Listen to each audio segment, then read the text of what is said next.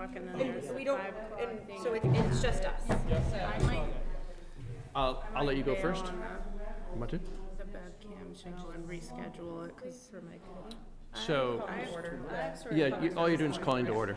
I just like to call to order the Committee on Public Services at 6:05 here in Beverly City Hall. And I will call roll. Do we call roll? I think you just say who's here. Okay, we have, on Public Services, we have Counselor Hannah Bowen, and we have Counselor Steve Crowley. And I am the committee chair, Kathleen Feldman. And my name is Scott Hausman. I am Chair of Finance and Property, and I'm calling to order Finance and Property. Councilor Flowers is out of town on business and will not be here with us this evening, but we have Councilor St. Hilaire and myself here for Finance and Property. And we also call together Committee of the Whole. We have Councilor Estelle Rand here as well, and Councilor Sweeney. So we can get started. And tonight we are here to have community conversation regarding and sharing with the councilors around updates and status for city action around rodent control in the city. And we have members of the public who should let us know your thoughts, and I would suggest that one of you may want to address the council at least with either questions or comments. And if you would like to do so, if you'd go to the podium and just give your name and address for the record, and we can start our conversation. I do expect there may be some more people coming in, but in the meantime, are there members of the public who would like to start our meeting by discussion with the council on anything?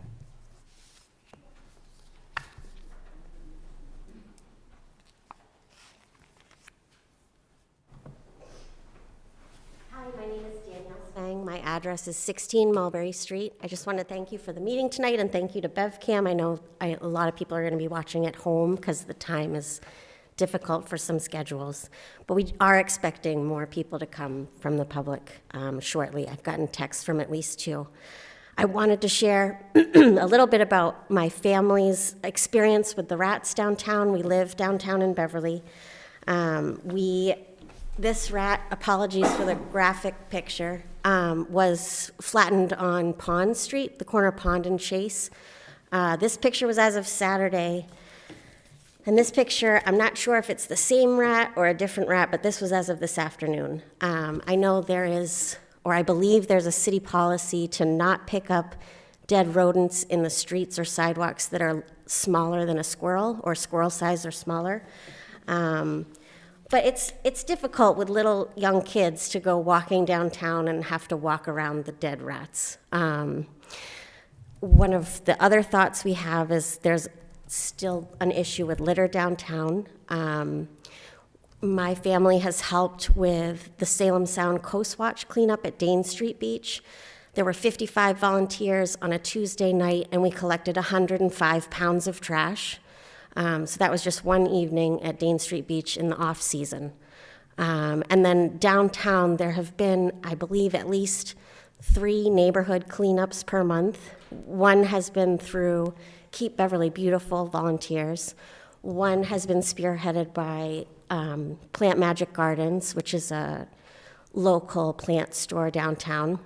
And the library and rec department are jointly sponsoring some teens to go and clean up downtown. So I think we have a lot of community groups that go out pretty regularly to clean up trash downtown. But I would just urge the council and the city that if you are going to continue with the carry-in, carry-out citywide plan, that we should do some more community outreach and education so that people know to take their trash home. Because I think right now there's kind of a question. People don't know if the trash cans are coming back or not. And those are my thoughts for now. Thank you for your time. Thank you. Are there other members of the public at the moment who would like to speak or ask any questions? Go ahead. I'm sorry, would you go to the, up to the podium? Yeah. Takes a little while to get used to the. Matthew knows me. That didn't sound kind. But he's done very well since fourth grade. Joan Matten, 26 Chase Street. I don't live too far from Danielle. Last spring, I had to hire an exterminator, Fox, for the price of $790 because next door in a 5-unit, there was a slum landlord, and I think there's a lot around the city. And I went out one day and saw the rat holes. I've lived at that house at 26 Chase Street, next door to the old Columbus Bakery. Some of you might know that place, the corner of Chase and Westain. They made the nice long sub bread for Lena subs. They were very busy. 60 years, never any rats. You got flour, bread, nothing. So I was very disturbed when I went out and saw those rat holes. The slum landlord was telling his tenants, just fill the holes in. And you had heaping trash barrels, no covers. So he eventually sold it to another man who was much attentive to this problem, who cleaned up the area, bought barrels with covers on them, common sense, bought 2 big recycling bins, common sense, and then there was and he came and cleaned. Where I live on Rantoul Street is Crispy's Liquor, and next door is a big tan apartment building. It's 4 floors. The lower floor is men there that are 24-hour care from the state. You don't hear them, you don't see them. First floor woman, then the 3rd and 4th apartments. They had a dumpster out there, always overflowing, this dumpster. You have 4 floors, I don't know how many tenements, how many renters in that building. So that was part of the problem of the overflowing dumpsters. Well, I talked to Jocelyn and the health department, and the solution was another common sense solution. The owner of the building got a larger dumpster. Common sense, which I used to say that a lot, Matthew. I don't know if you remember that, but common sense has really left us. It's gone a long time ago.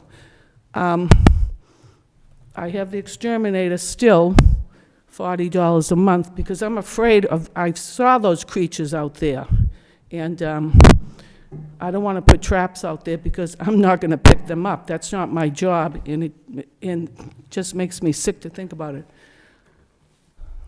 What else do I want to say? We have to get after these slum landlords. Where I live behind Rantoul Street for 60 years, since along the way, we have had more restaurants come in, more dumpsters. We have a lot more issues than 60 years ago.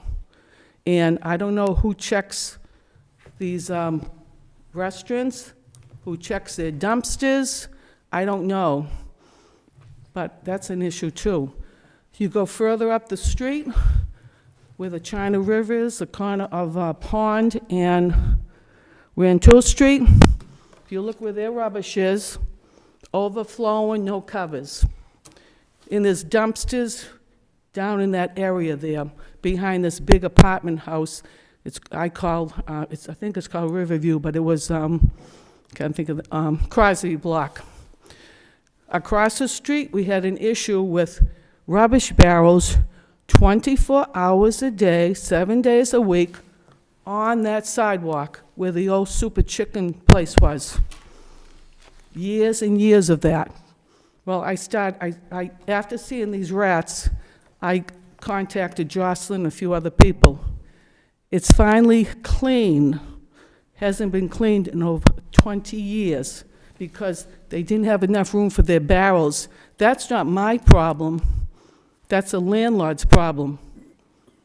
A slum landlord, some of you know who he is. And the sidewalk's clean now. Hadn't been cleaned for years of rubbish and trash.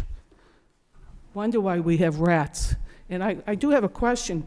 Why won't the city pick up these rats if they're over a certain size? We do not have anyone here from the administration this evening or from the health department, so I do not know the answer to that question, but if there are any counselors who know, it doesn't look like we do. So we don't know the answer. We can Okay. try to find out. Actually, I have it written down to look, to right, follow up on because that. it is a health issue to have dead, even other dead animals in the street, but to have dead rats in the street in Danielle with young children coming along, they have to see that. This is a health issue. And I called the health department many times. Do we have a new health director? We have a new chairman of the Board of Health. I was going to mention that as part of my comments in regards to some of these issues. I've spoken with him extensively, and he's a doctor, and he is, his name's Justin Jordan. And Jordan? Justin Jordan, yes. And he's very interested in this issue, and he could not, he's on call tonight as a surgeon, and he could not get off of the, tonight. But he is very interested, and I've been working with him Okay, on my this question issue. is he replacing Mr. Goodwin, who left in January? Mr. Goodwin was the health I think- inspector, yeah. inspector. No, he is the chairman of the Board of Health. Okay. He is not the director or an inspector Well, on the health did they department. replace Mr. Goodwin? They are working on that, I believe. There was an open inspector position that somebody is temporarily working in that position, and they are looking to permanently fill it. Well, I think we need more than one health inspector, because many a Right. time I called there, that was the answer. We have only one health inspector. You know what? We need another one at A least. second one's being built into the budget actually this year. Because That's- we're paying Yes. plenty of taxes, and I'm not seeing much results when I have to pay an exterminator, Right. 800 one year, and I'm paying $40 a month now for this year. And I'm not too happy about it. Thank you very much. I believe the mayor's chief of staff, Jocelyn Kersker, is about to join us briefly. Right. Before we, before we hear from other members of the public, I'd just sort of like to set out a bit of the agenda for this evening in terms of what we're trying to accomplish. Part of it is just this sharing of information between the counselors in terms of what we know and updates, and also hearing from the public regarding your most recent experience, and hearing your questions that we can try to assist you in getting answers to, including from the mayor's chief of staff. I do want to also briefly share a both recent and current experience I have in Ward 4, which is almost 100% residential and quite different from the downtown areas where a lot of discussion is about rodent control and issues. In this current situation, it involves a person in a residential house in a residential neighborhood who is having some kinds of issues. There are holes in the roof and piles of debris in the backyard, and neighbors are reporting rodent issues. And part of the challenge that the city has is matters of privacy, matters of private property, and how those intersect with matters of public health. And so it does present a challenge for the city to sort of navigate around those issues. But one of the factors that are involved is rats, and the city trying to delineate both policy and have a clear description, I think, that it can communicate to citizens around situations of public health involving rodents that are not necessarily trash debris downtown, but of a different sort. So that's, when we think about public policy responses to the issues, it's not just one kind of issue that creates this problem, trash downtown. It can be something different, like the instance in my residential neighborhood. And I know that, at least in Ward 4, this situation is not it's unique to the individual, but it's not the only one that we've had over time. We have had in just purely residential areas in Ward 4 occasional rat issues, and they usually come from a property where there is an owner that has either abandoned the property or, like in this case, an owner who's having some kinds of troubles taking care of their property.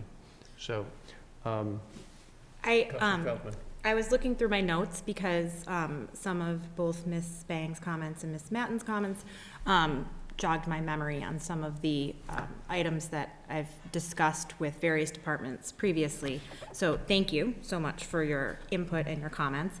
And I did want to say that I had been working previously with Irina Keefe in the Sustainability Office regarding apartment buildings and recycling and compliance, and we are building in, there is a compliance officer now being built into the budget in terms of enforcing that separation of trash and the single stream or dual stream recycling, because at the state level that's actually required by law, but it's not always enforced locally, so we're working on putting teeth into that policy for the apartment buildings, because that's an ongoing problem in apartment buildings citywide, and I know the vast majority of the apartment buildings are downtown here.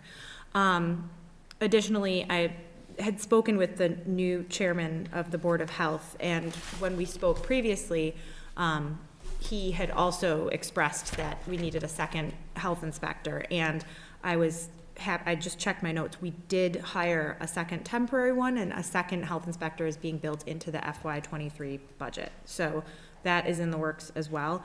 And I know that there is still confusion regarding the trash barrels and their lack of a return.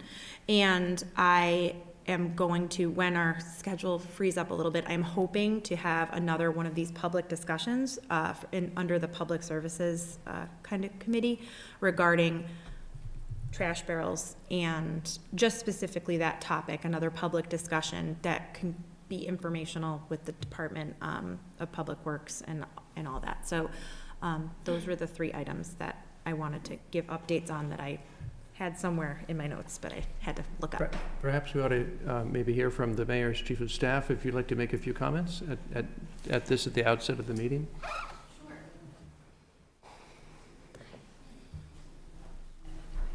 I didn't have anything prepared. I'm just happy to be here to hear your comments. I'm sorry I missed you, Danielle and Joan, before I came in. I'm happy to speak to anything that comes up. I was not here last week, so if anything has transpired over that time, I'm not quite caught up on it, but I'm happy to address whatever comes up.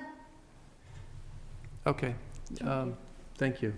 I know there's some counselors who have both questions and comments they'd like to make. Are there other members of the public at this point who would like to ask questions of the council or make any comments?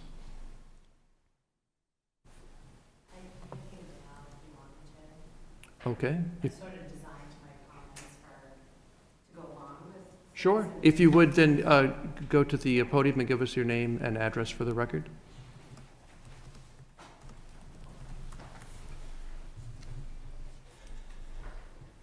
Hi, so I'm Andrea Fox, 12 Judson Street, and I've been before this committee before for this very same issue. I see some new faces, and that's great. I'm really appreciative to see so many of my neighbors here today, because a few years ago I was here by myself with my daughter, pirouetting around the room, entertaining everybody in the background.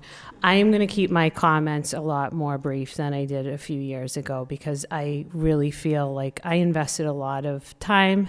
The reason that I stopped was simply my cancer experience, and I just sort of had to give up on this issue because I needed to focus on that. And I just want to thank Danielle for kind of, bringing the energy back to this issue because it was really disappointing. I just really felt like this was a city that I was not going to see any momentum on that. So I'll start with that. I think that, the history is that the pace of development has gone on without enough due diligence for this issue. Some, but not enough. It's been brought to the city's attention, it's been brought to the council's attention on a number of occasions, not just by myself, but by others. The largest measure of progress that I see has been seeing a shift to at least taking reports. When I initially started approaching the city, it was, don't call us, don't call animal control, call an exterminator. It was, we're not even taking reports for that on the 311. I was glad to work with one of Jocelyn's predecessors, Kevin, to make sure that rat and rodent reports could be taken through the 311. So that's great. And, I'm really hopeful that there's enough energy to start analyzing the data for response. But I continue to see apathy to reduce their numbers in both comments by elected officials and others. And what I mean by apathy is, we're not sure if construction disturbs rats. I personally moved beyond that. I have an abutter issue with 10 Judson Street. I asked them 5 months ago to remove piles of logs that are up against my garage. It's an area that I cannot access. It's not my property, number one, but it's also higher grade. And the rats are just very active there. And I'm like, what am I going to do when they come through the wall into the garage and over on the garage? Because that's where we're at. And here we are 5 months later, after first working with the landlord. He actually selected the pest control company that we should speak with. And we met in December, and the pest control company looked at his entire property, as well as the Cabot Theater's very rear. I had spoken with Joe Reel after that, after my neighbor ghosted everybody. I haven't heard from him since December 18th. There's been no response from the health department's letters to him, and now my understanding is that's with the city solicitor. And it's just my experience is that the steps need to be taken more quickly because rats reproduce more quickly. So we've got 5 months of just sitting on this, and I've had a prior incident with this specific landlord. I also had the opportunity to meet with Joe Reel. He was great. We talked about restaurants in the area, talked about sending them a memo, best practices. A lot of them are under the impression that, if they spend $80 a month on pest control, that's all they can do. Whereas some restaurants actually spend like $170 a week on pest control. And there's a lot more measures that a lot of our downtown restaurants can take. And I think the city should be more supportive in helping those restaurants address things like open earth basements where food preparation happens, as well as trash and trapping.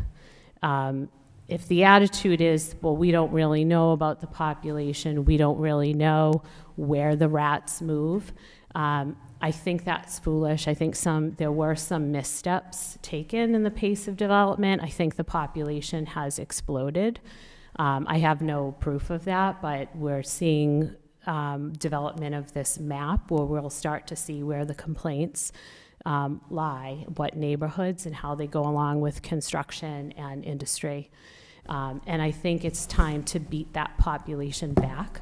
And I'd really like to see if there's impact on city property specifically, that you're not just doing like a pest management program on city property, that the city is taking the lead and modeling good behavior and trapping and getting rid of some of these rats, like homeowners are expected to.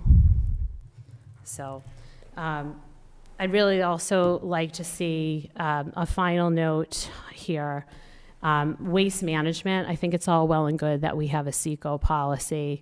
That's great, but to have one person that works for the city say we can't talk about pet waste management because it's not in line with carry in, carry out, well, that is not good enough for me. That is far too limiting. That one person should say we can't even talk about pet waste receptacles that are rodent resistant. And that's a fiefdom, that's an oligarchy, whatever words we want to use. I just don't feel that one person who works for the city should have control over the pet waste management and cigarette butt collection conversation.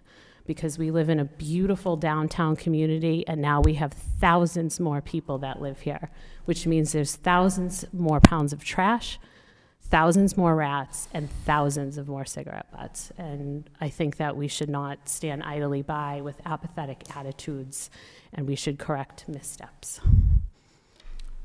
That's it. Thank you for your time. Thank you.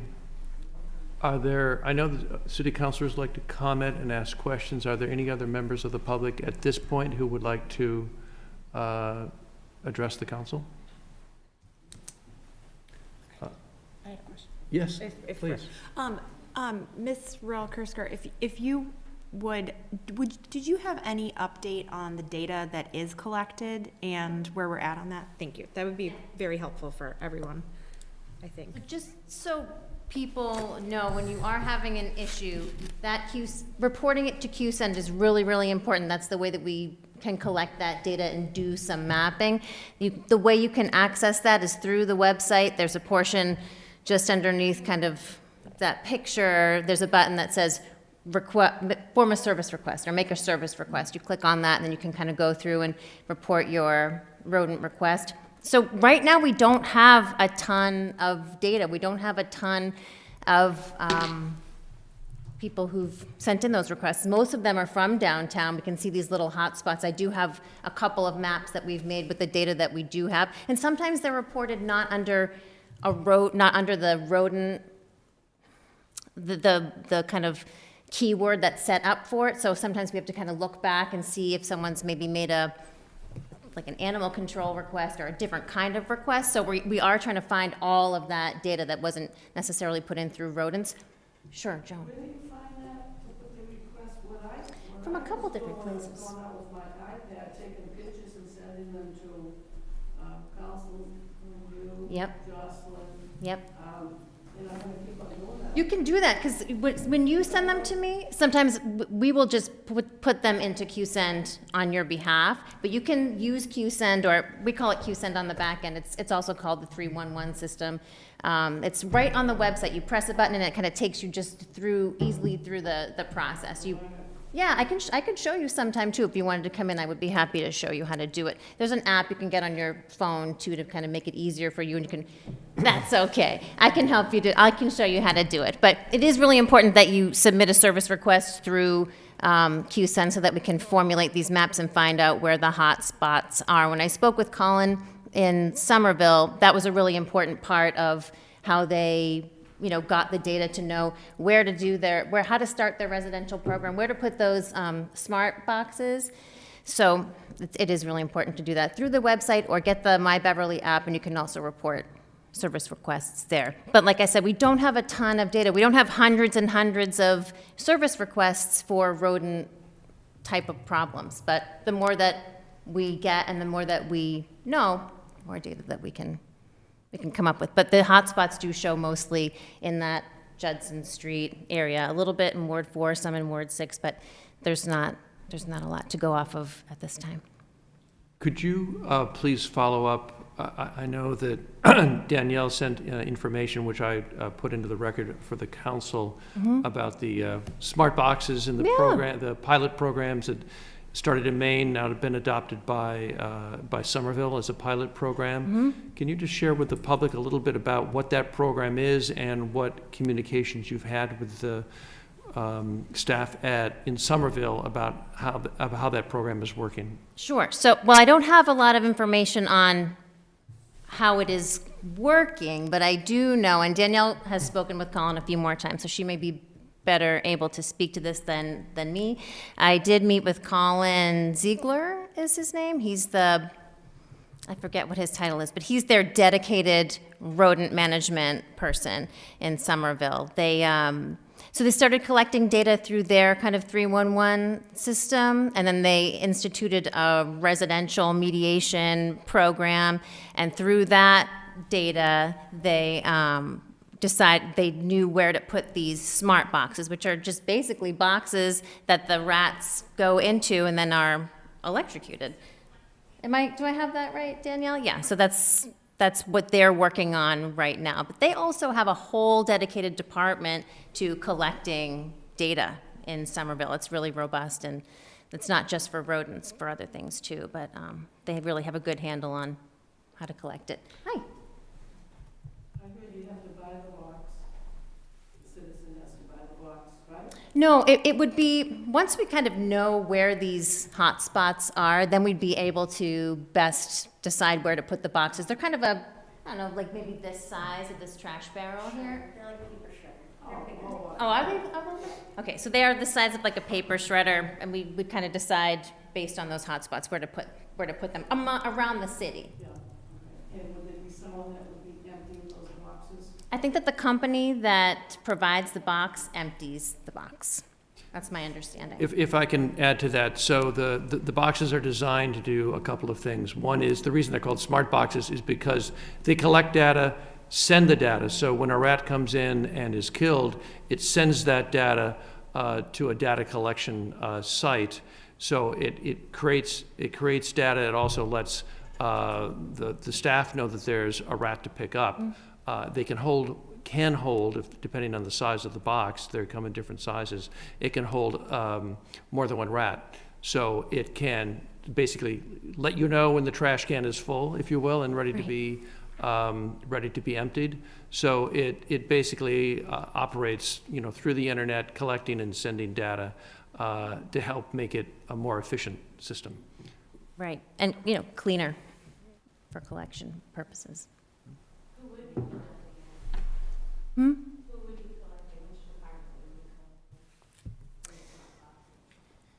Gosh, I'm not sure.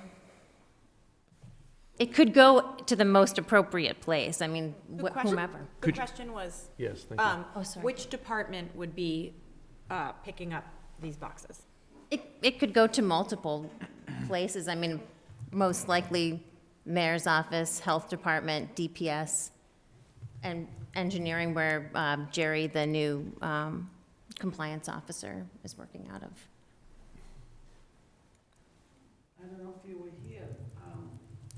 They said if there's a rat in the street, if it's a certain size, the city won't come and pick it up.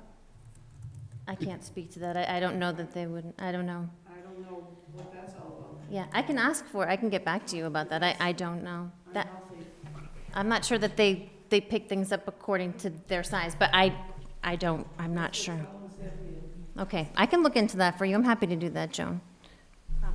I'm going to open up the floor to other counselors' questions, if that's okay. Oh, sure. Counselor Bowen?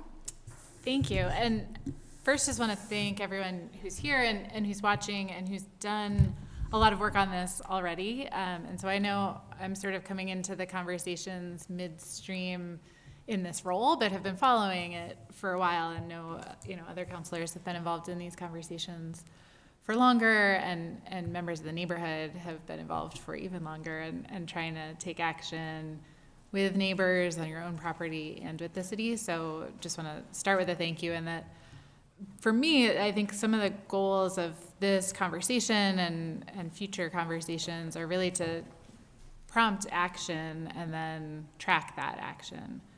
Because I think the problem's pretty well established, even though data collection has been spotty and has gotten a lot better thanks to folks in the neighborhood really pushing for that, and folks in the city finding ways to consolidate information in, you know, a system that is newer, and that's one of the ways we can use these tools.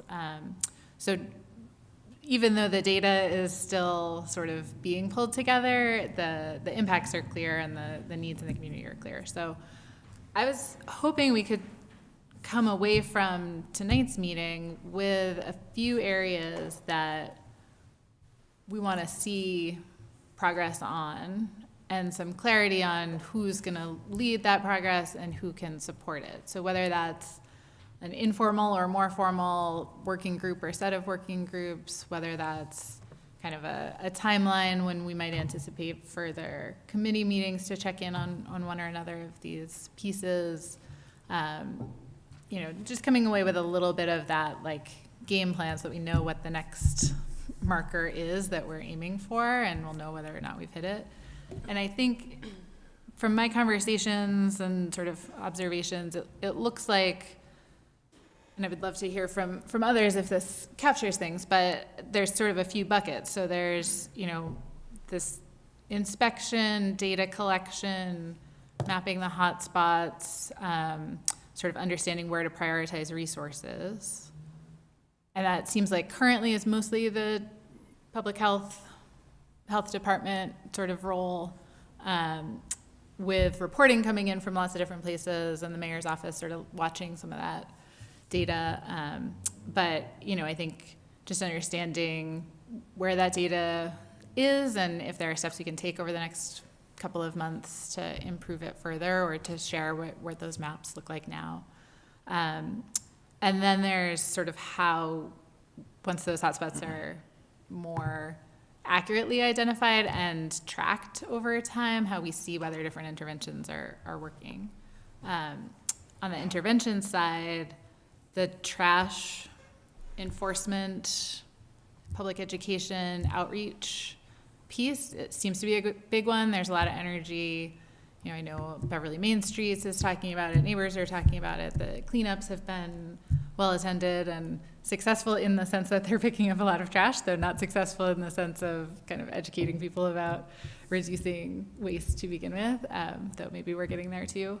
And that is related to the trash cans in public spaces conversation, but I think also goes beyond it, touches on things like dumpster quality and enforcement that we were hearing about. You know, when attention is called to those things, they are even now being addressed, but a little bit more proactive. I know there's energy in the neighborhood to support outreach activities, so knowing who on the city side is the right point person, you know, how we can periodically get updates kind of in the public about how that outreach is going.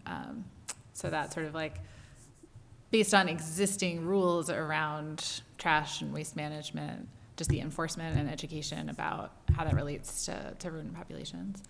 And then, you know, I think rat control on public property or sort of with public resources, I don't have a great handle on what kind of resources are going into that. I mean, I think our budget discussions will be an opportunity to talk a little bit about that, but, you know, based on what we can learn from Somerville, from Revere, from other communities that have been tackling, you know, this is not a unique problem in downtown Beverly, and so we don't need unique solutions necessarily.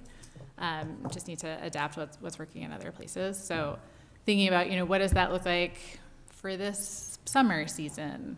It's not gonna necessarily go from 0 to 100 all at once, but what steps are happening, and, you know, when can we get those sort of updates? So I think there's also a question in my mind about, are there any pieces of our ordinances that we as a council should look at updating, either to tie together some of these different pieces. You know, there are communities that have more of a fine or a fee structure related to waste management, related to construction, related to development, the drivers we've been hearing about from neighbors of sort of rat population growth or movement. So, you know, whether there's more we can do either temporarily or permanently on those things. And that maybe gets folded into just broader ordinance review over the course of this year. Maybe there are some pieces in working with the health department or others that we could accelerate. So those are sort of the things on my mind. I don't know if folks have other kind of buckets of things that they wanted to talk through, but I was sort of hoping we could just land on a couple of items in each of those that we see as priorities, and who among us can follow up on those, and who in the mayor's team are the right point people, and who in the neighborhood, and whether we do that purely informally or talk tonight about like a next check-in point for working groups. So Either one way. thing I'd like to follow up on by asking Jocelyn, if I may, is my understanding from conversations with the citizen working group is that there's a city staff working group on this, and citizens would like to have some kind of representation in that working group, both to understand what's being done and act as a communication conduit, and also to have an opportunity to have some say in helping to shape municipal response. Has that been communicated before? Is this the first you're hearing of it? And if you have heard of it before, do you know what the response is?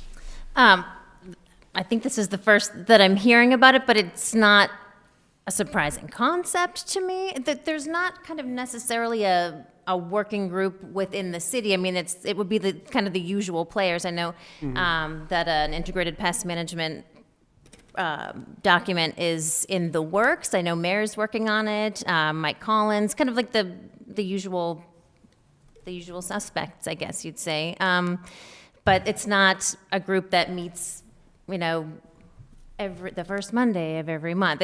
We kind of are meeting when we are able to, and as there's more information to discuss. But I'd be happy to have.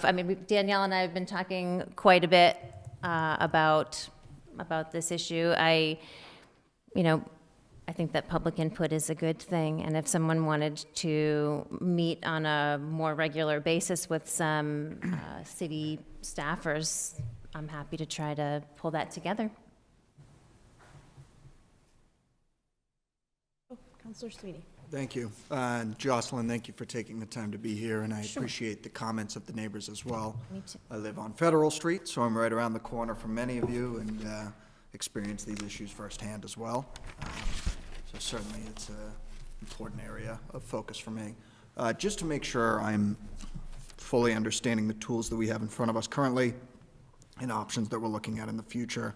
Danielle, I appreciate the considerable time and effort you've put into researching solutions to this problem. I actually just pulled up some of the materials that you had circulated to me last month. And we've talked about the city's ability to collect data through 311. And Danielle, in the PowerPoint that you had circulated, you mentioned these rodent magnets.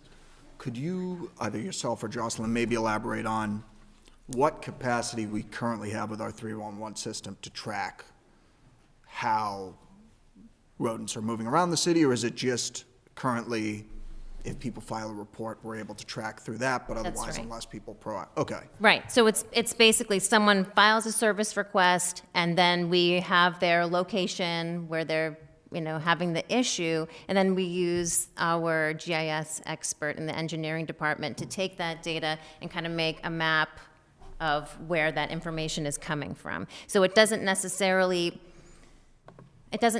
show us movement around the city, and like I said, there aren't a ton of data points to even measure, and I'm not sure either if that data is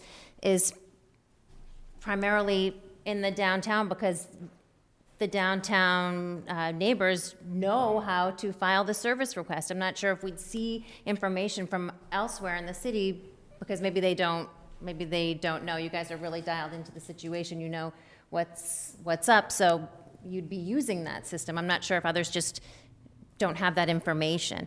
The health department also has a way that they are collecting information on this, that I'm trying to get that data into these maps as well. So they have more, but it's still not a significant amount more. We need more data.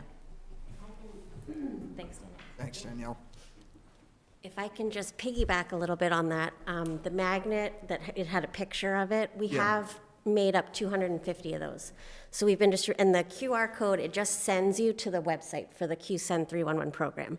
So it just makes it easier for people to access that, rather than trying to explain to go to the website, click on this, Okay. click on that. It just brings you straight to it. So it's as simple as here's a magnet to, Yep, You it have has a an picture of issue, a scan rat, it, picture good of to a banana, and so if you see trash or rodents, you can just report it right to the city. But I will say, on the health department's data that they have, I know I was at the Board of Health meeting in March, and they passed a motion that, to the extent possible or feasible, all data from the health department's database be also imported into the QSend 311 program. So I don't know where they're at in that process, but they are supposed to consolidate it all into 311 or QSend. And Director Bill Burke mentioned at that meeting that whenever anyone contacts the health department in any way, by email, phone, they make sure to both put a ticket into their database and into QSend. So I think going forward, it's gonna all be in one place, but for now, they're doing it in both places. okay, and that will certainly be helpful to centralize data on this end. And it seems as though the next step that the city could potentially take, and one that Somerville has taken, is investing in the IPM, I think was the acronym you used, the pilot program there, where they put these paper shredder size rat traps that then are also functioning as data collection centers. Yes, so Somerville's doing a pilot program for 5 months that will be up in July, and then we'll have some more information on how it worked and how it worked in different areas of the city. One's gonna be residential, one's Davis Square, so they're doing it a couple different places to see if it works better in one versus the other. But I can say that I myself and some other residents have purchased, they're called rat zappers. It's a trap that's about this big. It's $120 and it electrocutes rats. The only difference is it's not smart, so it doesn't notify you. You have to, it does have a little flashing light, and then you have to dump it yourself, because you can buy these yourself.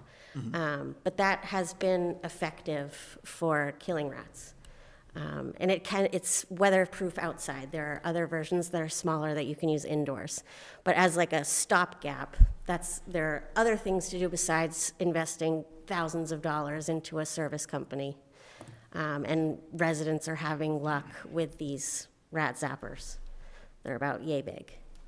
Okay, that's good to hear. And then Jocelyn, I guess the last question, or Ms. Royal-Clark, sorry.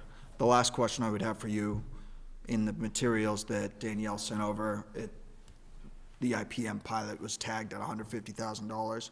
Is this something that the city is gonna wait and see how successful the program is for Somerville, and maybe consider it in a future fiscal year, but not this coming fiscal year? Or have you guys, at this point in the budget development process, planned to put resources towards a similar style program toward what Somerville has done?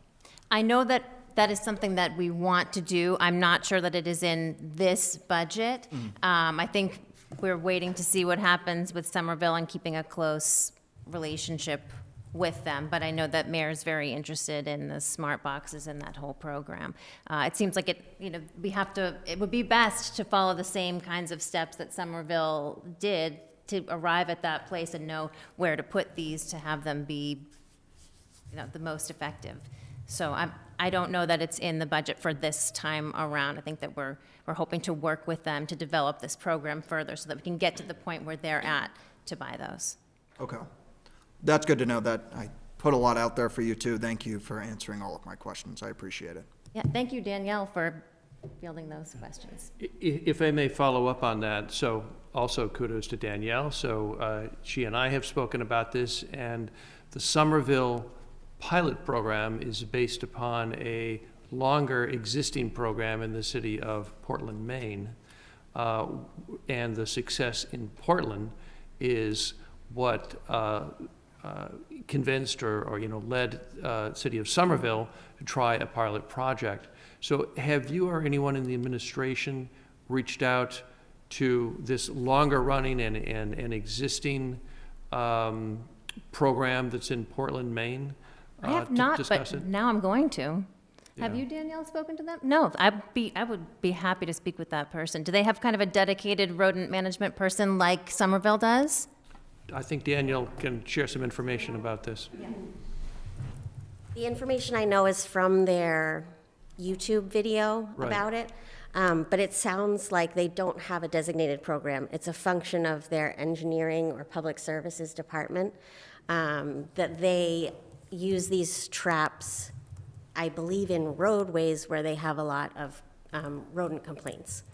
So they don't, I don't know, but I don't believe they have a residential rodent program. It's something that the city engineering or public works department is doing to augment steps residents are taking to fight back on rats. So it would be interesting, if Jocelyn, if you could reach out to them and learn more about how they integrate it into their, city staffing and city response. Yeah. And also makes me think about what's coming up with at least 2 years of construction by National Grid throughout our city, and maybe dovetailing a program around requiring National Grid to use a program like this would be an instructive and, for the city, cost-effective way of going about seeing how this program works by requiring this kind of a program from National Grid. That's just a thought. Yeah, that's a great thought. I'll follow up on that. Portland, Maine. Did you want to follow up? I know Councilor Rain wants to. Just one quick question to gather a little more information about this program so that I understand. Does the city that's operating the program, whether it's Portland, Somerville, or potentially Beverly, put these boxes in public areas, or would residents request for a street corner that has seen a particularly high level of activity? How does the city running the program choose where to put the boxes? As far as I know, they are in public places, and they choose where the boxes will go based on the data that they've collected on where these kind of hot spots are. Okay, that's good to know. Thank you. One thing I also want to mention, that when this has come up before, one of the appealing aspects, I don't know what their downsides may be, but one of the appealing aspects about these particular kinds of rat traps is it does not inject poison into the system, Right. into the ecosystem, and is more protective of house cats and so forth because of the nature of the design of the box. So it at least seems to hold the promise of eliminating some of those side effect approaches to how rodent control has been done in the past. I agree. I think that's exactly right. Councilor Rand, you have questions or comments? Yeah, both. Great. Thank you. Thank you for being here, everybody, again. I'm starting to recognize even the faces outside of my ward now, and I've lost some of the people to Ward 3, but that's okay. You can still call me. Though, Counselor Crowley is awesome. So I guess I wanted to share first a comment is that one of the things I've done with my, sometimes I'll send a counselor newsletter out, is that it's probably not as great as a QR code, but I've included a link to the reporting website and specifically said, please report rodent sightings here, click here for that. I think that's helpful, just a little reminder every now and then. It sounds like we haven't collected as much data as there are rats, which would probably be a part-time job in itself, but I think we can kind of try to just encourage constituents to keep reporting that. And also, if I have a constituent that isn't gonna be as comfortable or is upset because of rodents, which is understandable, approach me, I'll just put the report in myself. So that's something we can always do too. As long as you have the location. Exactly. Yep. Right. Yeah, it's the same as, whoever does it, it doesn't matter as long as the information is getting in there. And then I also was curious about, I know I'm super excited about the new compliance officer, who, what I've heard from Arena Keefe, our sustainability director, is that 50% of the time that the compliance officer will be spending is on waste enforcement. I'm curious to know if some of that will be done on dumpster inspections.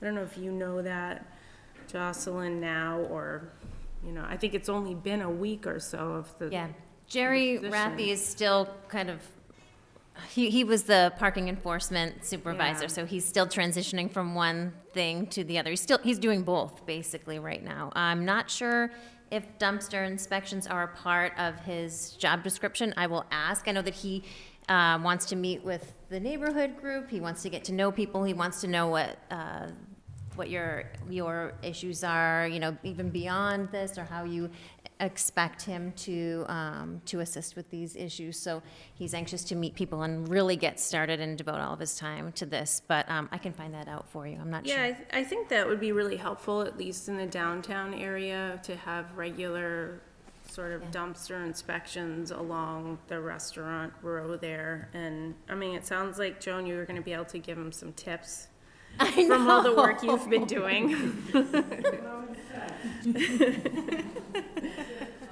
Thank you for your Right. persistence. Sure. Do we have health inspectors? I didn't put the F on it. Do we have a health inspector that actually goes into the restaurants and goes in behind to the kitchens and? I don't know exactly what their scope of work is, but yes, I believe when they go to inspect the location, they have to go throughout the entire building. And I know that they're looking for specific things. Do we have one? Do we have a? Yeah, and restaurants have kind of I think that they have to be inspected for certain things at least twice a year. I think that they have a lot of inspection that needs to happen. And I believe the reports are available if you wanted to. We do have a person in that position. Oh, yeah, we have to. Who does the? Mr. Reale. Joe Reale. Joe Reale. Yeah. Two different, Joe Reale.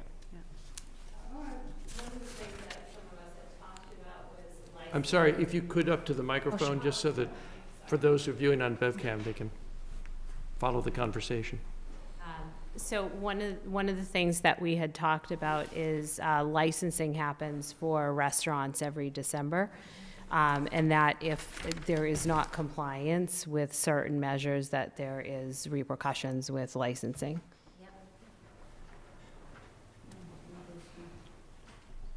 I can also ask Martha about that as far as the license board is concerned. I know that you could send them a letter, and have you ever made a complaint to the license board about, well, anyway, if anybody wanted to make a complaint about someone, about an organization to the license board based on inspections gone wrong or something that they are seeing an issue with, they can do that.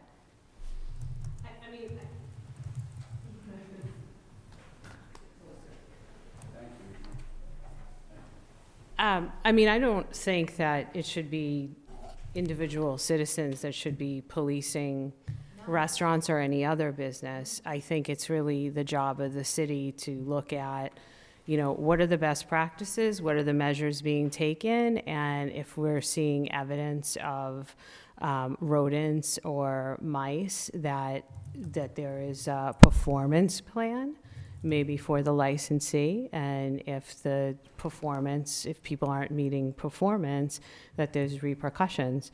I mean, why are we continuing to license offenders that maybe the city knows about that individual residents don't? You know, we're all in charge of our own properties. The city's in charge of its property. And I have issues with the city not following through on some of its own stuff. So, you know, modeling good behavior, the city has to do that, as well as the restaurants, as well as the homeowners. And I don't know that they're not doing that. I don't know what the process is when someone violates, has a violation on their inspection, what the health department's process is to make sure that they make that right. So, and I don't know what the fee structure is. I'm just not sure. It would be, like I keep saying, I'll find that out for you, but I'm not sure, but I can find that out for you. I don't know what the process is, and I don't know that they're not following through on that stuff. I can't speak to that, I'm sorry, but point well taken. Thank you, Andrea. Councilor I Rand? think, I don't want to confuse the situation, though. One of the things that I'm excited about kind of having more waste enforcement available to us is not because it's not already being done, but because I think we have an opportunity to do it differently. Like, if you really think about a rat, and you think about the dumpsters, even if they have a closed lid, there are plenty of holes for a rat to get into that dumpster. So I'm not seeing this as like, you know, we're not doing the job correctly, but I think if we're being honest with how we look at the way dumpsters and waste management is set up currently, it's not the most effective way to sort of keep rat population in control. And I see the compliance officer is sort of somebody who's going to be working with our sustainability director as a huge opportunity to kind of make some changes in how these dumpsters are actually set up to, you know, separating food waste from those dumpsters is gonna be, make a huge difference in removing the food source for rats, because a locked compost bin is much more secure than a dumpster with cracks and holes in it. So that's kind of where I was going with that. Not necessarily that our restaurants are, you know, non-compliant, but that even in their compliance, we could do better. And then I just wanted to comment, I know when I spoke with some of the National Grid folks on the big project, they did say that they've already worked with the Board of Health to come up with some terms on, and I think we got their pest management program. So I don't know if everyone here knows that they're gonna be starting, National Grid will start setting up the pest management program. I think it's 2 weeks before they start digging. I did just, I spoke with one of the foreman and said, have you heard about the, like the zappers or the electronic thing that? Smart box? Yeah, smart boxes, and then there's also some other, what's the thing, Danielle, you're the expert. And then the thing, is there like a stake that you put in the ground that just like?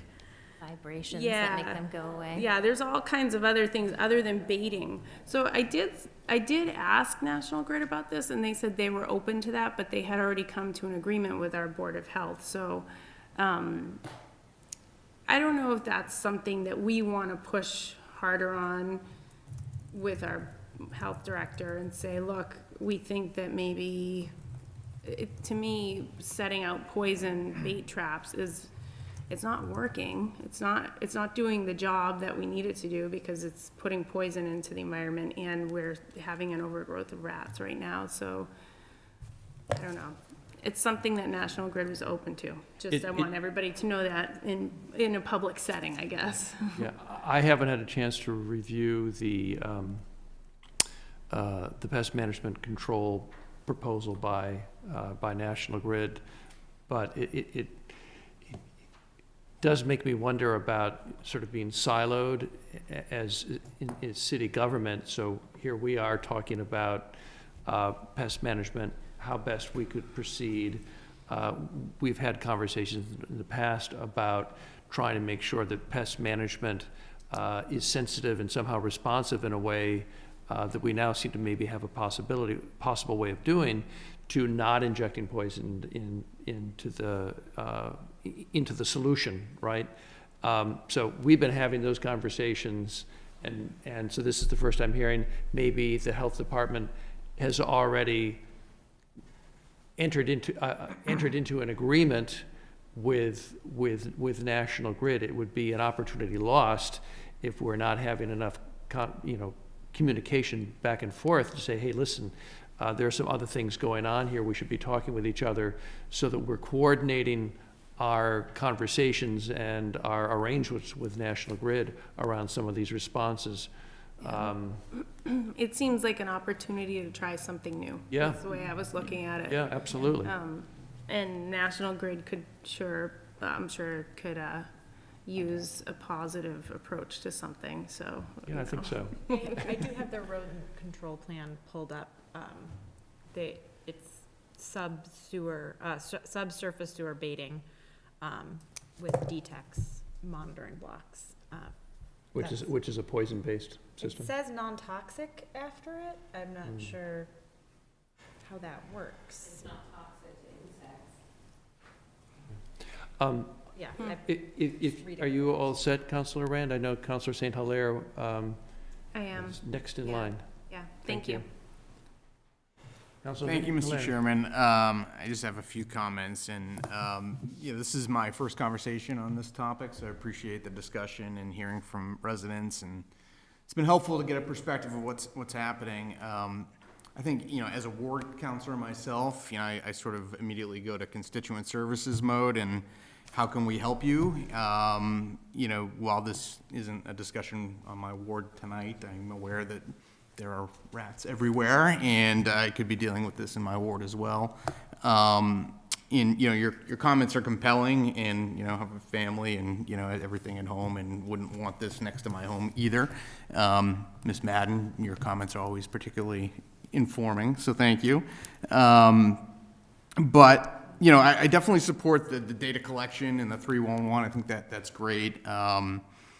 But we got hot zones right here, next to your fence or your shed and in front of your house. And so, I guess my thoughts are,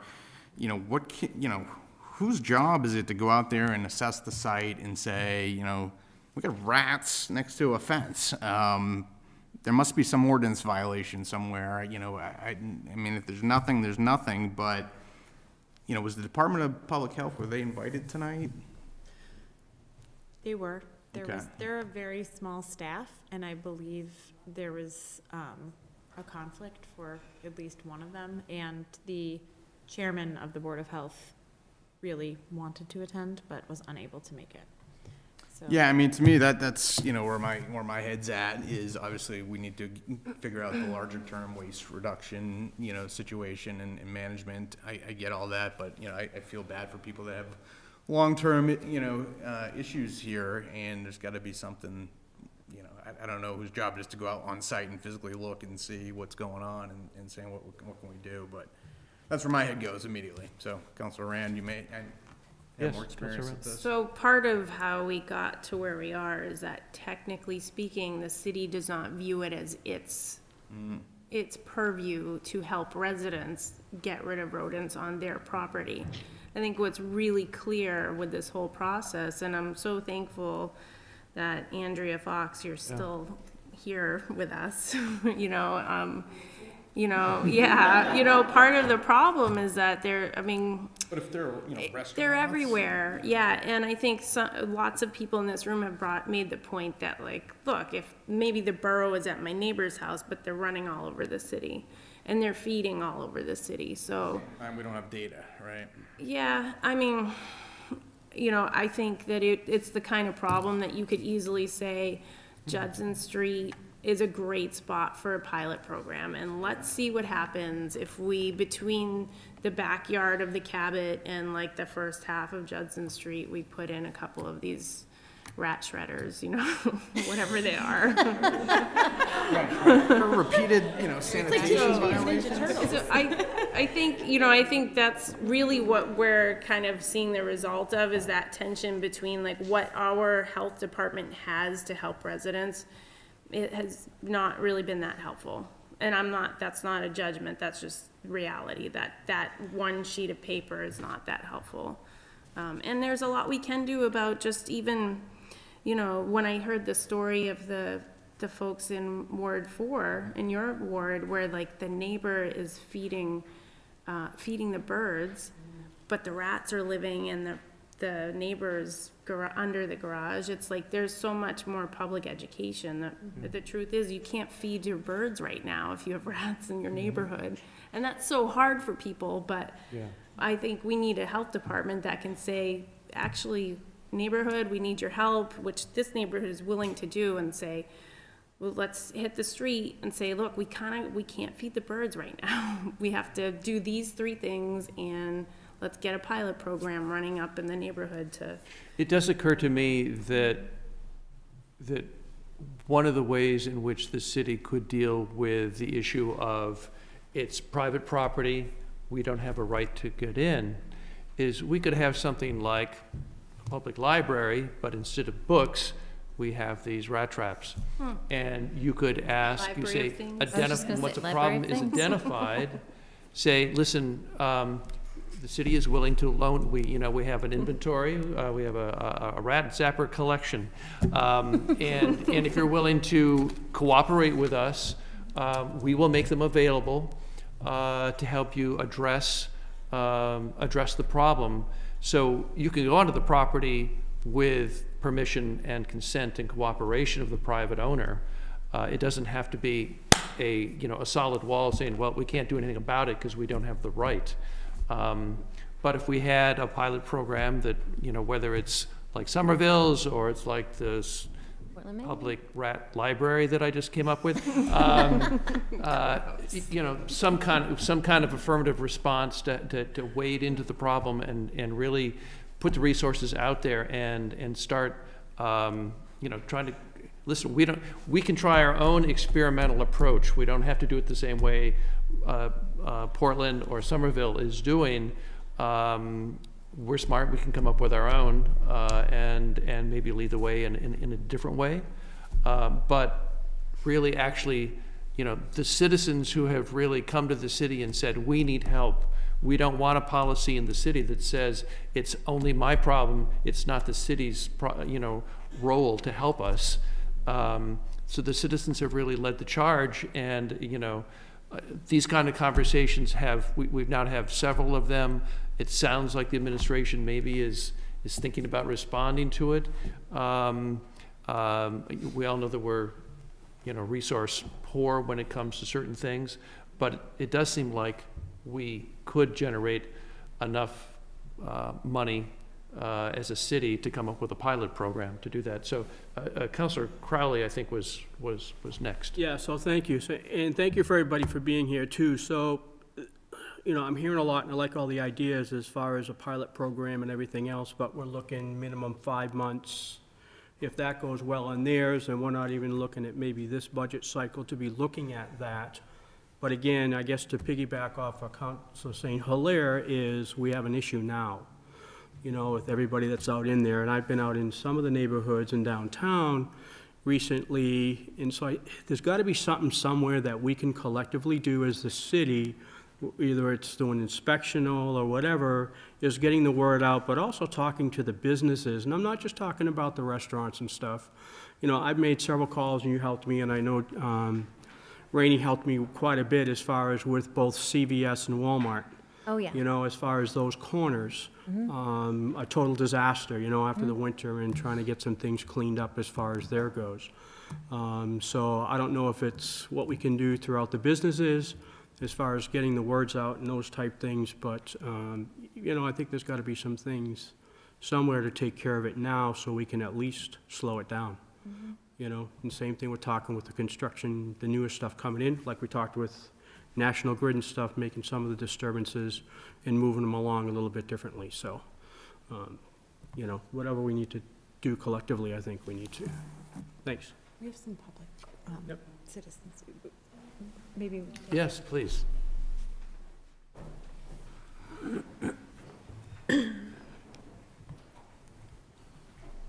Hi, Kelly Roderick, so 1 Judson Street, so I'm right next to the Legion and the alleyway.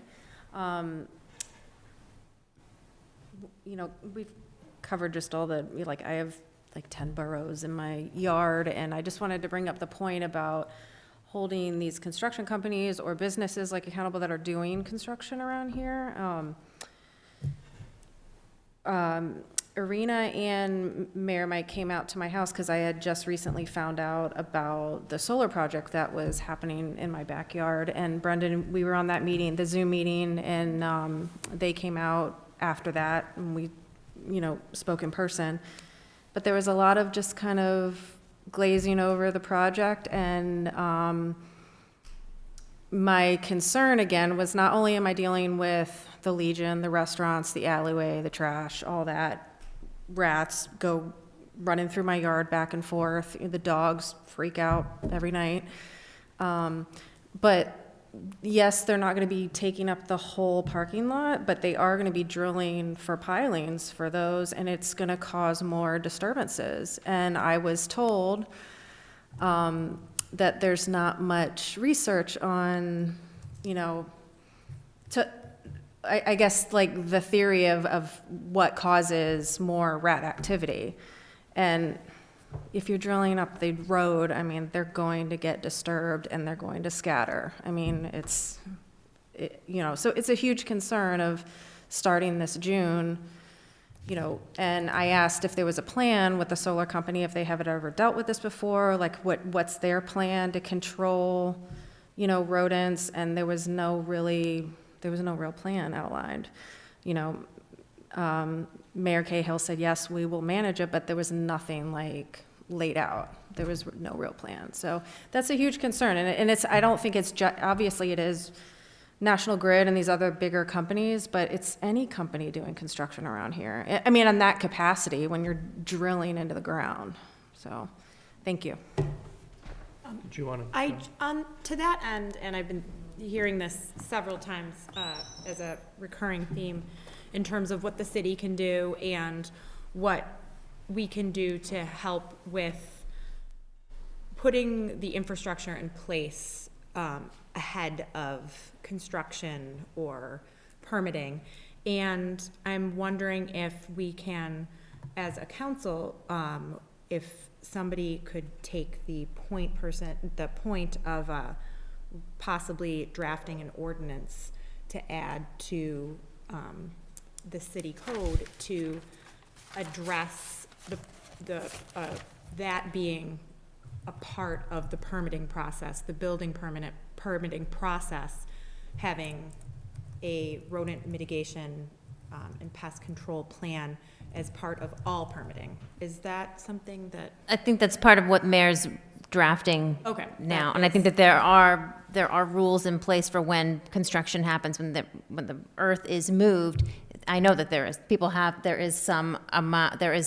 are some rules around what you must do for rodent control. I don't know if it's continuous throughout the entire project or if it's at the beginning and the end, but there is something in place whenever anybody moves earth or digs into the ground. So I can respond to that a little bit. So when Councilor Ames was on the council last term, she was very energetic in interacting with the planning department, planning board, well, planning department as well, I suppose, but, and the feedback she got on this is that the planning board is a matter of course whenever they grant a permit for construction, for the applications that come before it, require some kind of pest management control program as a condition.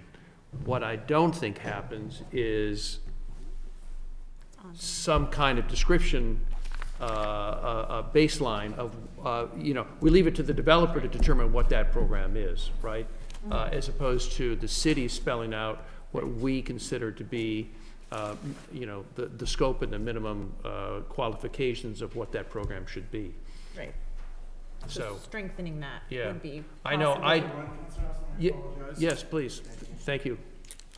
Thank you, Councilor St. Hilaire. So 1, 2, 3, 4, 5, 6. We still have Council. Yeah.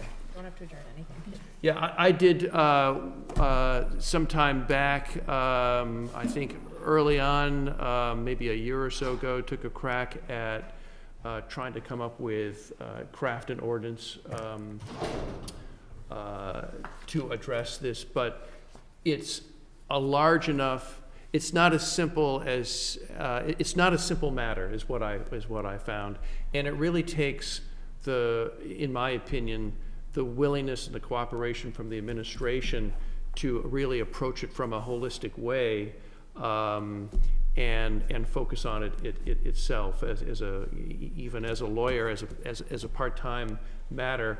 I was not really able to sort of address in a holistic way the kind of ordinance provisions that I think we would really need to be effective, I guess is the short answer. So I think it's a great idea. I agree. But we need a willingness on the part of the administration to work with the council to sort of go through that process with a program, as well as simply something that's, requiring it. Because as a matter of policy, construction that is approved by the planning board already says you have to have that, but it's just not enough as it presently stands, in my opinion. Councilor Bowen. Thank you. It sounds like we're sort of coming together around a few key things that could happen in the short term, trying out in the current hotspots, some city managed support for residents, whether that's placing some humane or non-poisonous traps in public areas in those spots, or making resources available to residents who want to cooperate as a neighborhood on these things. And so I don't know if there's a good way or a timeline for us to, put that out there, put these notes out there to the health department and public services and the mayor's office, and get a timeline back on what that might look like for the sort of short-term piece. And then for some of the longer-term work, it sounds like there is an integrated pest management plan in development among 3 or 4 city key point people. And, I would love to see if somebody from the council and a member or two of the neighborhoods who are most effective could be in the early stages of that development, or the mid stages of that development, before, an ordinance and or other regulations or plans come to the council, just so that the momentum that the neighbors have built over many years of identifying potential solutions isn't lost in that discussion, and the sort of bridge to what that would take from the council for actually passing ordinances, or changes to our current ordinances wouldn't get lost either. I'd like to take one step further and ask Jocelyn if she would talk with the mayor about having a meeting in the near term. I'd like it to be before the council acts on National Grid and its construction. Include someone from the health department who can speak to whether there's some agreement already reached with National Grid.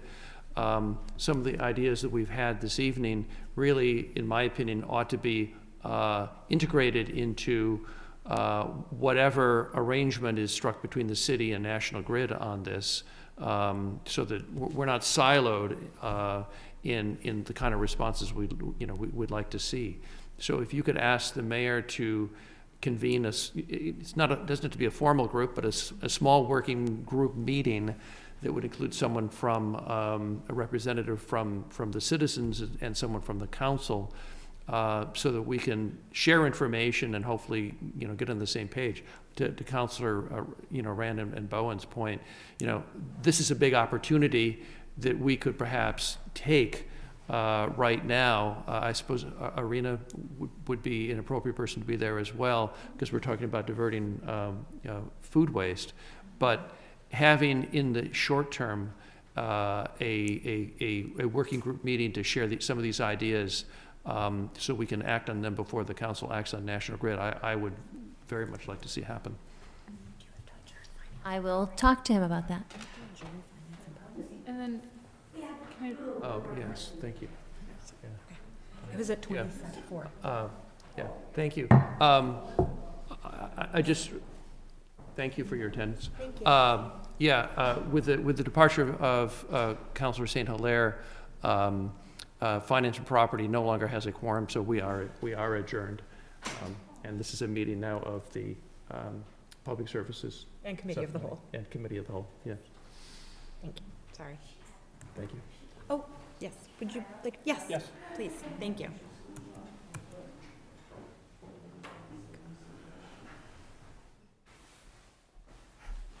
Hi, I'm Nicole Murphy. I live at 44.5 Chase Street. And I was really happy to hear some of the comments that were made talking about Walgreens and CVS, the dumpsters. I have a dumpster that abuts my backyard, that when the trash truck comes and gets it, it's just trash rains down into my backyard, and I was told by the health department, there's nothing that we can do about that. Like, I don't, like, it shouldn't be abutting my backyard then, maybe. Like, I have a puppy now, and it's crazy what she's going behind my arborvitaes and coming out with. I'm like, oh my goodness. But also, talking about outreaching the community, like, I think it's awesome that, like, all the work Danielle has done, but the magnets with the QR codes, those are awesome. But for the residents in my neighborhood, like, I'm a relatively new homeowner there. We've been downtown for 2.5 years. We were in North Beverly before that. There are a lot of people who have lived there, like, multi-generations. Like, I have a neighbor, it was his father's house. He grew up there. It's his house now. And when I told him, I said, oh, I emailed, and I actually got responses from a lot of you, which I was very appreciative of. The windstorm from Walgreens, you probably remember my crazy email about my 6-year-old picking up trash with me. But when I told my neighbors, they laughed at me. There's so much apathy towards it. They're like, good luck, you're never going to get anywhere with that. So, you know, it's so great that, you know, there are people that are energized and want to do it, but there are people who I think have just seen nothing happen for so long that having some kind of outreach from the city, I think, would go such a long way. I have a neighbor across the street who's lived there for over 40 years, and I saw him picking up trash on the side of Walgreens, and I was like, you should email, and he's like, why? Like, so I just think that that's something that maybe we should really try to focus on, is outreaching the citizens in the communities and letting them know these pathways to do it, because they don't know.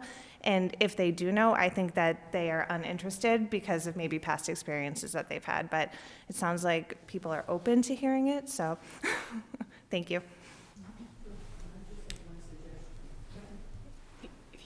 Thanks. I have a suggestion. Listening to my neighbors that live on Upper Judson Street with all this trash, maybe the city can get that, the street sweeper, maybe once a week to sweep, especially Carrot Street. Maybe that would take care of some of the trash that's left by people. I don't think we're getting those barrels back. I really don't think we're getting them back. And before COVID, I remember the barrel in front of that coffee shop there, Atomic Cafe. You come out, it was overflowing. And Atomic should have had some of their own barrels or bags there too. And then you'd see the city come and pick up the rubbish, fine.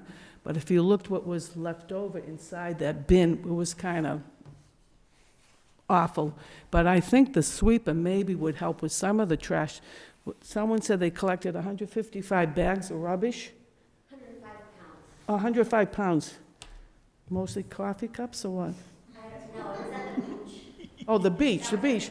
But you did go up to Cabot Street and collect rubbish, but I'm appalled at the neighbors up the top of the hill talking about all this rubbish that they're saying. It shouldn't happen. And just one more thing, don't forget the bowling mat, that project that's coming. Once they start dumping that, God only knows what's in that building, because that's been there a long time, and it's near the water, the bowling mat.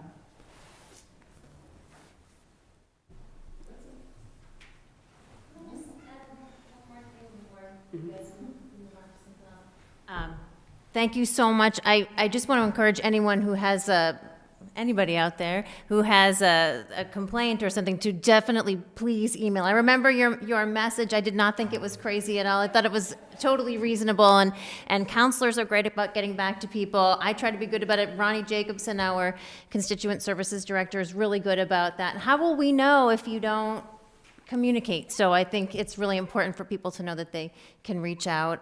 There's not always something that can immediately be done, but at least, we can use that data for, to know what. Oh, good. You have to complain and be a pest. Well, you have to, sometimes you do. Yeah, you have to report it. So I encourage everyone to do that, and I wanted to also take the opportunity to thank the neighborhood group. It's been really great getting to know you and to understand your issue, and I have a lot of empathy for what's happening in your neighborhood, and we're doing our best really to hear everything you're saying, to get this data and to do what we can to help. So thank you for your diligence and for being easy to work with. Sure. Thanks, Jen. Thank you. Yes, Counselor Bone. Yes, I just had one last question, and then, yeah, would love to just talk about sort of timelines for when we might take some next steps. But on the outreach and communication, I know there are some fancy magnets, fridge magnets going out. Is there anything that we can do to be helpful with that or other outreach efforts right now in this, like, rats are waking up with the weather sort of season?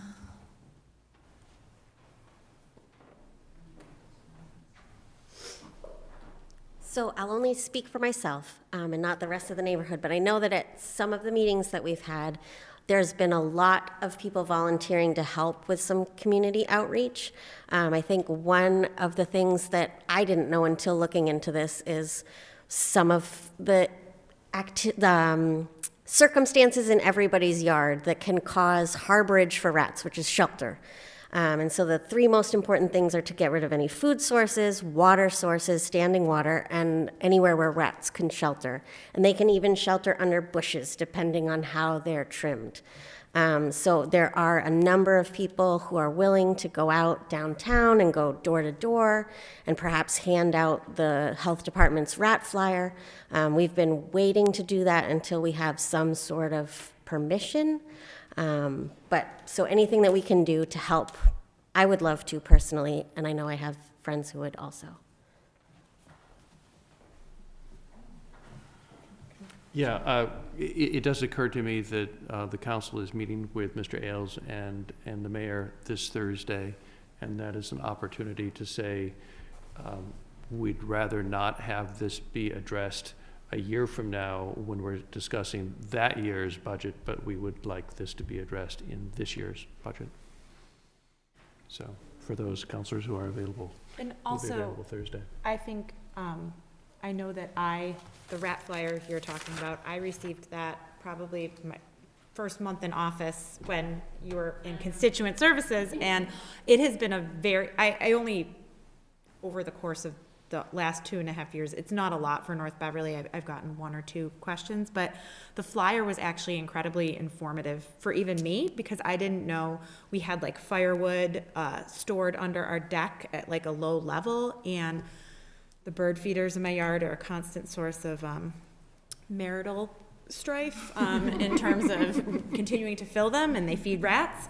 So I really found that flyer really helpful. And so I think that brings up a good point too, that I think that could be user refresher. I know that some of us have better social media presence and email listservs that we could as use our role and our pages and our social media and whatever we have at our disposal as city councilors to help recirculate that, because I didn't do it widely when I had received it. I just responded back to my individual constituents, but it helps to drive those points home, because even if it's not a recurring issue in my ward, so to speak, they move around. It's not like they're not, everyone can do their part throughout the city. So I think that's at least one small thing that we can all easily do. And so thank you for bringing up the rat flyer. Does anyone have any other questions? Any other speakers?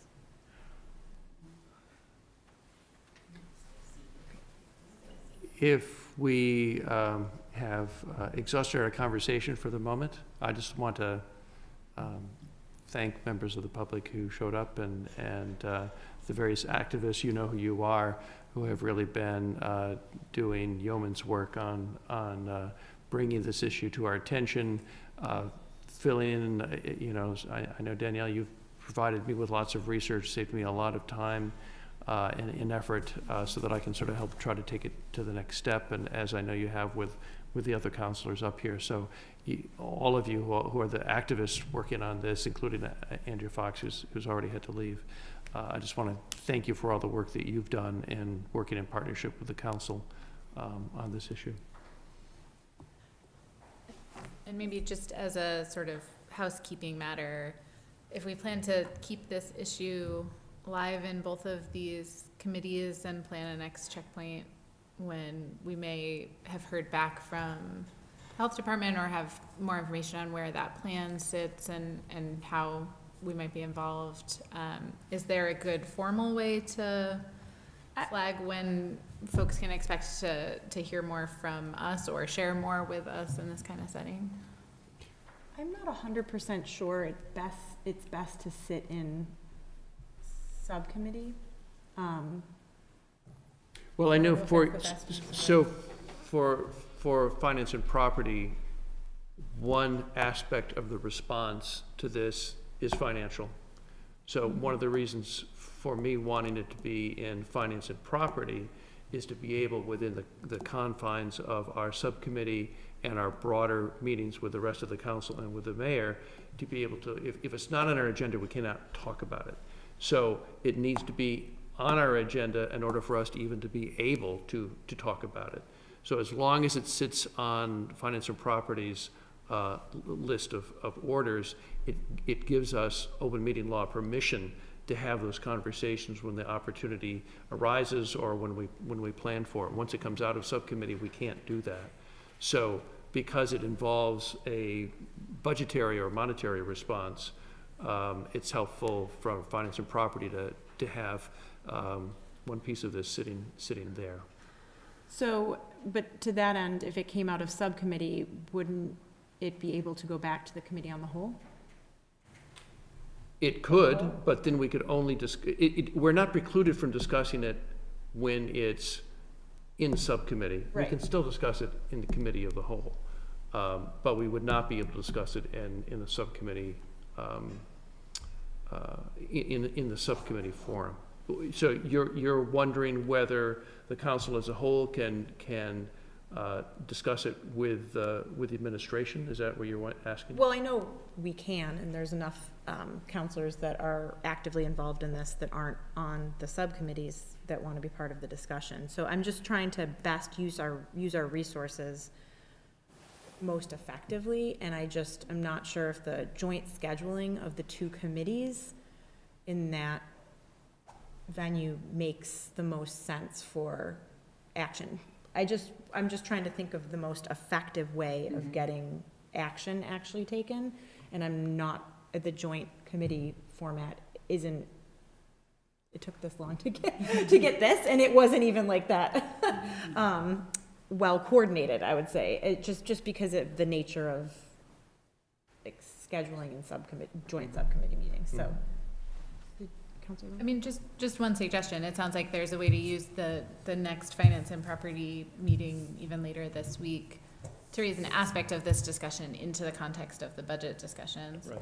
I wonder if we in the Public Services Committee can, in our just quick check-in meetings during our regular city council meetings, have it on the agenda as something that each of us, if we've heard something from a department or a neighbor, can just quickly share those updates to keep it live. And through those meetings, kind of pick a point at which we've either heard something big enough or not from the administration to warrant another subcommittee meeting where it's the main topic of conversation. And that way, and I don't know whether one of us sort of is designated to have those follow-up conversations with the mayor's team and just give those quick updates during our regular city council meetings. But that feels like a way to sort of keep ourselves accountable for checking in on it without the necessarby full meetings. Yeah, I don't think the hearings like this always have to be joint hearings. I think they can be spearheaded by public services, for example. Public services can call and hold it, and members of finance or property can attend without it being a joint hearing. Mm-hmm. So from a coordination point of view, that I don't think should be problematic. Once this year's budget is taken care of, and voted on, there won't necessarily be a place for this to be on finance and properties docket you know, as an item. Is that, Yeah. I just, yeah, I'm just trying to think that how it's best, having closed door meetings and then reports and then reporting back. I just want transparency in the process, and it seems like, in some ways, keeping it on a subcommittee seems less transparent to me, but just because of the nature of, you know, breaking and sharing information, and I understand, you know, sharing information behind closed doors during meetings, during the regular city council meetings. I want to be able to get citizens and constituents the information as soon as possible and like as publicly as possible, and that's kind of my holdup in the kind of bureaucratic red tape is my concern. That's I just want to be able to get information to people as quickly as possible, and I worry that this kind of circular process is one of those bureaucratic red tape things that drives people nuts, that's all. yeah. That's my. Well, I know that President Flowers is having us meet early next week to talk about subcommittee coordination. So I think that'd be a good time to have that conversation. Councilor Rand?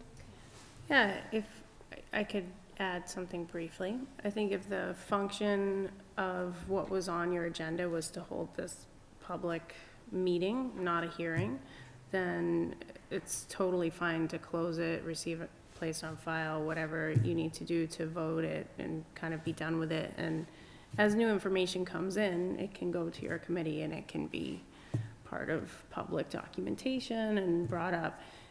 You couldn't necessarily have like unplanned updates at a committee meeting though. So because that's not Right. it wouldn't be on the agenda, but I don't think holding this on the agenda would make that any easier. So just to add my I think then, thoughts on that. as I think maybe to advance the work, I think perhaps the best thing to do is to close this discussion, and then when we, as counselors, in our shared commitment to this work, have updates, we resubmit again to the regular council agenda a communication that can be put back on public services then to keep with that pace of, you know, new updates, new information. So this isn't this still pending, you know, early on in the term thing. So I think that is the way to keep it not from one of these dying on the vine items. And that way it'll get on the agenda as an update that's public from as one of the communications from one of the counselors. So I think that's my feelings as the chair of public services is to close this specific order requesting a public hearing. Not to stop the work, but to actually progress the work in a way that's showing progress rather than stagnation. So, yes. That sounds great to me. And so I wonder if any of us should volunteer, and I'm happy to volunteer for any of these, but to follow up on specific items, or if that should all go through you as chair, or Well, I think if we sort of already have a list. I think in a way, if we do, like she was talking about, is, and that'll allow it to, whereas it doesn't always, correct me if I'm wrong, then it doesn't always have to flow through. Right. So if you, you know, like, so if you wanted to take on that part of it, and then be able to come back, I mean, we can, That would be great. each of us work Yeah. our different things in our different respective areas, and of course with you as a whole, and then come back. Yeah.